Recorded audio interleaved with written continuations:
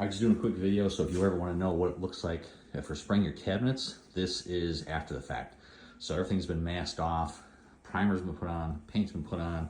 Got 2 fans to blow all the exhaust out, all the appliances covered in plastic, other cabinets covered in plastic, appliances moved, floors covered, ceilings, walls covered, everything's completely covered, so that way we can spray and give you the most factory-like finish possible.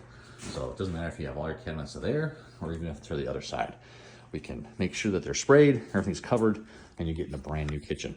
So there is our prep work for spraying a kitchen.